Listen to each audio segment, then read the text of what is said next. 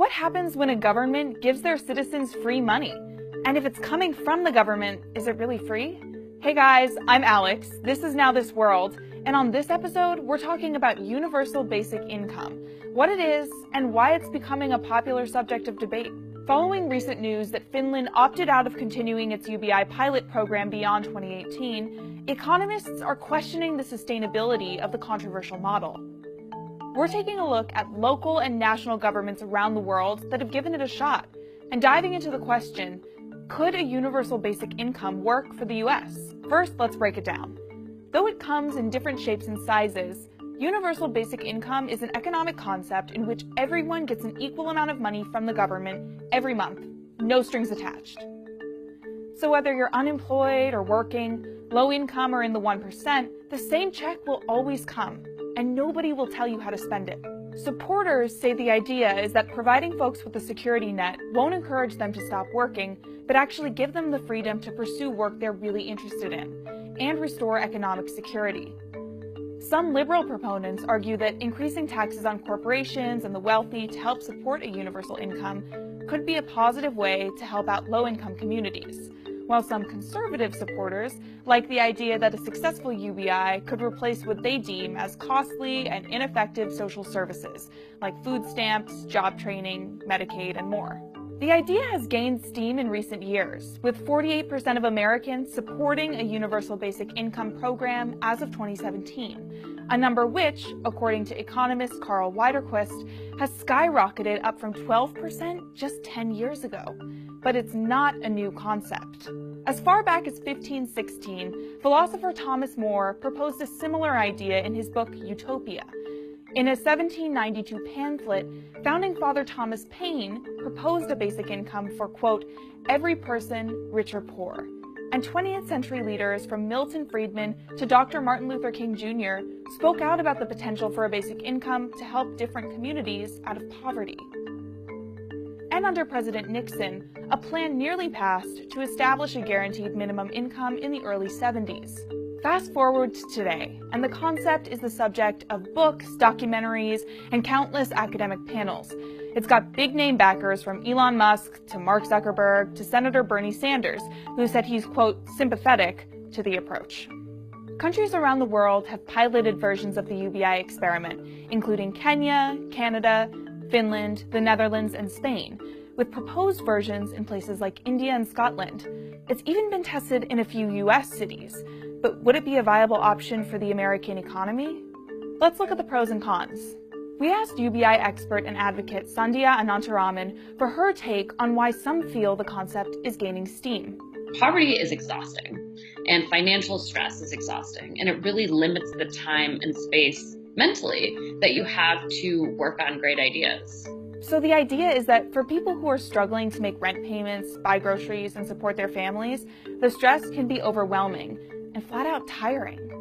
But having a security net of, say, $1,000 per month could clear up people's time that they'd ordinarily spend stressing out about where their next meal will come from and spend more time job searching, volunteering, or participating in the economy. Some participants in Finland's pilot program, which will run through the end of 2018, are already reporting that their stress levels have decreased. And while many critics argue that free cash would disincentivize work, supporters say there's some evidence to the contrary. In the 1960s, we did a number of experiments around the country in different states to test the impact of unconditional cash on work. So essentially, do people work fewer hours or work for less money when you give them unconditional support? In a paper done by the Roosevelt Institute last year, they re-examined these experiments and saw that there was essentially no reduction in work hours. So when you gave people unconditional cash, you didn't see a decrease in the hours worked. Instead, folks just took the opportunity to enjoy the stability that they had.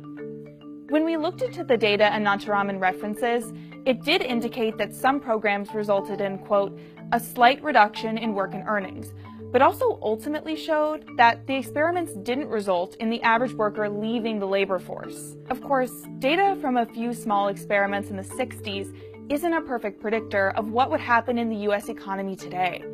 But another recent study by the Roosevelt Institute showed that the economy could stand to gain trillions of dollars if UBI were to be successfully implemented. Others argue that UBI is a good solution to the growing fear that automation will swallow jobs and lead to mass unemployment. Study results vary widely on how much of a threat automation actually is to the workforce. Whatever the truth, the risk certainly feels real to some Americans. 2/3 of them think robots and computers will do, quote, much of the work done by humans within 50 years, according to a 2016 Pew study. There have been other positive results from similar pilot programs in other parts of the world too, including one in Dauphin, Canada. So you saw kids, particularly young boys, stay in school longer, thanks to the cash that their families had, because that means they didn't have to drop out and get jobs. They could stay in school. You saw young mothers take more time off. So particularly women that had just given birth took time off to spend with their kids. You also saw health outcomes go up. So incidences of hospitalizations went down. You saw mental health go up. And in Western Kenya, early results based on interviews with participants of the 12-year pilot program showed reduced conflict and poverty. And advocates of universal basic income in the US argue it could actually build bipartisan support, with a program that would both reduce social welfare programs and tax the wealthy. Of course, critics of the concept argue that there are many reasons UBI wouldn't work in the US. The left-leaning Center on Budget and Policy Priorities suggests that even a cautious approach to UBI would likely increase poverty rather than decrease it.